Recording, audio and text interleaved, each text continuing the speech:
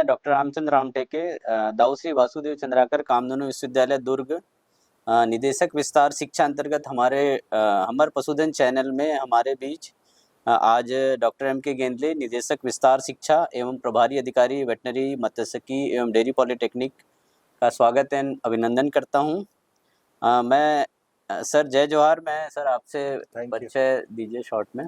मैं डॉक्टर मनोज कुमार गेंदले हूँ।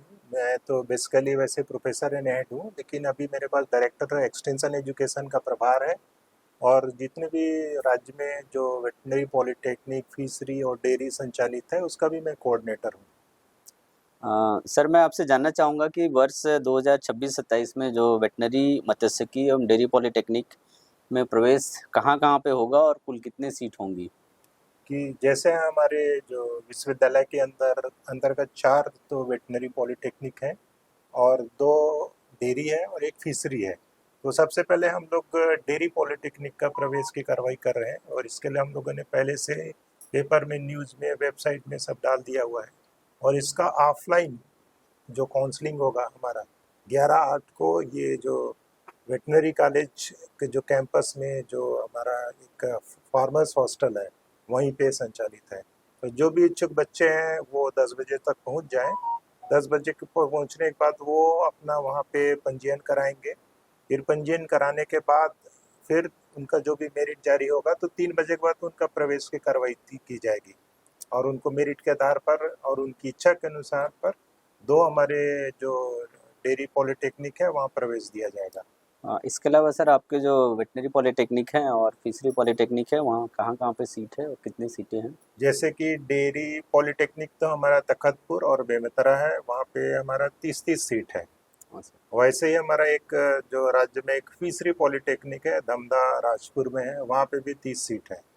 और हमारे जो वेटनरी पॉलिटेक्निक है जो राज्य के सभी क्षेत्रों में वो स्थापित है, जैसे एक तो सूरजपुर में, जगदलपुर में है और एक ये महासमुंद में और चौथा हमारा राजनांदगांव में है। तो 3 जगह तो 100-100 सीट है और राजनांदगांव में भी 60 सीट है। इस प्रकार वेटनरी पॉलिटेक्निक में लगभग 360 सीट है।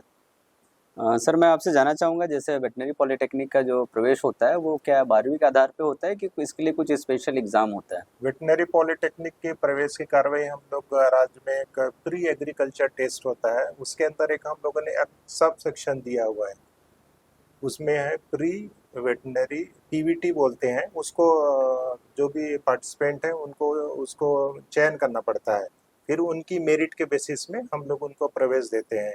तो जो हमारा वेटनरी और फिशरी दोनों का प्रवेश एक साथ होता है, हम लोग ऑनलाइन करते हैं। हम लोगों ने उसके लिए MIS डेवलप किया हुआ है और एक निर्धारित समय में जो भी इच्छुक, जो भी पार्टिसिपेंट है उसमें खुद को पंजीयन करना पड़ता है और पंजीयन मेरिट और उनके जो चॉइस के बेसिस में हम उनको जो विभिन्न क्षेत्र में हमारे वेटनरी पॉलिटेक्निक है उसमें हम उनको प्रवेश देते हैं। ऑनलाइन ही प्रवेश हो जाता है, जाके बच्चे वहाँ पे जो संबंधित जिस क्षेत्र में उनको पॉलिटेक्निक चाहिए मेरिट के बेसिस में वहाँ जाके अपना प्रवेश ले लेते हैं।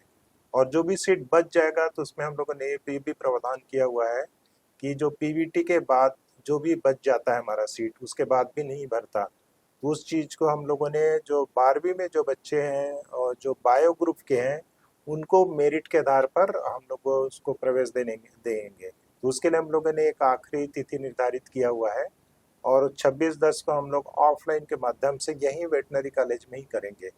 तो जो भी इच्छुक छात्र हैं जो फिशरी में, पॉलिटेक्निक में प्रवेश लेना चाहते हैं, ऑनलाइन के बाद जो सीट बचेगा उसको किया है। सबसे पहले तो ऑनलाइन हम लोगों ने अभी जस्ट करने वाले वेबसाइट में पेपर में आ जाएगा। तो जो इच्छुक अभ्यर्थी हो जाके वेबसाइट हमारे देखते रहें, हमारे विश्वविद्यालय के वेबसाइट में ही आता है और वो अपना MIS भर सकते हैं और उनकी मेरिट के आधार पर प्रवेश दिया जाएगा। सर मैं आपसे जानना चाहूँगा कि ये जो जितने भी कोर्स हैं डिप्लोमा के उसमें फीस कितनी है लगभग? यानी फीस लगभग 11,555 आसपास है इनका और कोई भी कैटेगरी का सबके लिए वही बराबर ही फीस रखा हुआ है। एक सेमेस्टर का फीस है ना? हाँ, एक सेमेस्टर का फीस है। मतलब 4 सेमेस्टर होते हैं तो उस हिसाब से एक सेमेस्टर का 11 साढ़े 11,000 रुपये फीस है। सर मैं आपसे एक महत्वपूर्ण सवाल है कि 2 साल के जो पाठ्यक्रम जो होते हैं, जैसे डिप्लोमा पशुपालन में, मत्स्यिकी में और डेयरी में, तो इनके बाद जो बच्चे पास आउट होते हैं उनके लिए रोजगार के क्या क्या अवसर हैं? देखिए, वैसे तो हमारा जैसे जो राज्य है एक कृषि प्रधान राज्य है, और यहाँ पे कृषि के साथ साथ बहुत बड़े पैमाने में लगभग मान लीजिए 30% लगभग हमारा जो भी किसान है ये वेटरनरी एलिड एक्टिविटी में लगा हुआ है। तो निश्चित है, और हमारे यहाँ जो जो एनिमल का ग्रोथ रेट अच्छा है, पिगरी अच्छा है, यहाँ पे गोटरी अच्छा है, पोल्ट्री अच्छा है। तो हम लोग देख रहे हैं कि हमारे यहाँ वेटनेरियन तो मिल जाते हैं, ग्रेजुएट्स मिल जाते हैं, लेकिन पैरा वेटनेरियंस या वेटनरी के क्षेत्र में या फिशरी के क्षेत्र में या डेयरी के क्षेत्र में मिलना मुश्किल होता है। तो इसी के उद्देश्य से हम लोगों ने ये पॉलिटेक्निक शुरू किया हुआ है, और जो भी हमारे कैंडिडेट है 2 साल के अध्ययन करने के बाद हमारे यहाँ जितने भी जो डेयरी फार्मिंग है या पोल्ट्री है या पिगरी है, ये इस क्षेत्र में एक स्किल्ड जो टेक्नीशियन के रूप में कार्य कर सकते हैं। बड़े बड़े जितने भी फॉर्म है जैसे एवीज है या साडा है, ये है, कई जगह बच्चे काम करते हैं। प्राइवेट में ढेर संभावना है, खासकर वेटनरी में तो प्राइवेट में भी और सरकारी क्षेत्र में भी है। वैसे फिशरी में भी प्राइवेट में भी और सरकारी क्षेत्र में अपार संभावना है, लेकिन डेयरी में थोड़ा सरकारी क्षेत्र में कम संभावना है। लेकिन हमारे विश्वविद्यालय में भी हम लोगों ने जहाँ पे भी लैब टेक्नीशियन की बात आती है, उसके लिए हमारे जितने भी डिप्लोमाधारी जो कैंडिडेट है उन लोग एलिजिबल है, वो भर सकते हैं। तो डेयरी का खासकर प्राइवेट सेक्टर में बहुत स्कोप है। बड़े बड़े जो मिल्क प्रोसेसिंग प्लांट है, ये यहाँ पे लोगों की मांग है, और इवन दूसरे देश में भी ये डेयरी के बच्चे जाते हैं, इनका बहुत डिमांड है। खासकर फिशरी और डेयरी वालों का देश से भी बाहर काफ़ी संभावना है। सर मैं आपसे जानना चाहूँगा, जैसे पशुपालन में डिप्लोमा करते हैं तो हमारे राज्य सरकार में कौन सी इनको सरकारी नौकरी मिल सकती है?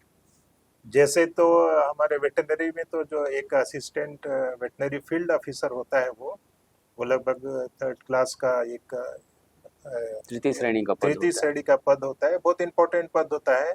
और राज्य शासन में जो वेटनरी विभाग का ढेर सारी चीज़ें उनके माध्यम से ही होती है। तो इसमें ये डिप्लोमा करने के बाद जो भी कैंडिडेट है इच्छुक है इस क्षेत्र में जा सकते हैं। वैसे फिशरी के क्षेत्र में भी देखें तो वहाँ पे भी उनका विभाग में एक पद होता है, फिशरी इंस्पेक्टर होता है वो, तो वहाँ पे भी लोग जा सकते हैं। वहाँ पे भी ढेर सारे पद आता है समय समय पे। तो सरकारी क्षेत्र में इन लोगों का काफ़ी चांस है। मतलब हम बोल सकते हैं सर कि डिप्लोमा करने के बाद या सुपरवाइजर्स बन सकते हैं या टेक्नीशियंस बन सकते हैं या खुद का अपना रोजगार कर सकते हैं। हाँ, ये भी है, काफ़ी चीज़ें खुद से भी लोग रोजगार स्वरोजगार के रूप में शासन के ढेर सारे स्कीम रहता है, उसको उपयोग करके बड़े बड़े उद्यमी बन सकते हैं लोग भी। विभिन्न स्कीम चल रही है उसमें भी आ सकते हैं, एनएलएम के जो स्कीम हाँ चल रही है उसमें भी उन लोग उसमें भी सब्सिडी मिलता है, सब्सिडी काफ़ी ले सकते सब्सिडी हैं। मिलता है। हाँ, धन्यवाद सर आपको बहुत बहुत। दाऊ श्री वासुदेव चंद्राकर कामधेनु विश्वविद्यालय में विभिन्न जो कोर्स की विस्तृत जानकारी देने के लिए जय जोहार, जय छत्तीसगढ़। Thank you.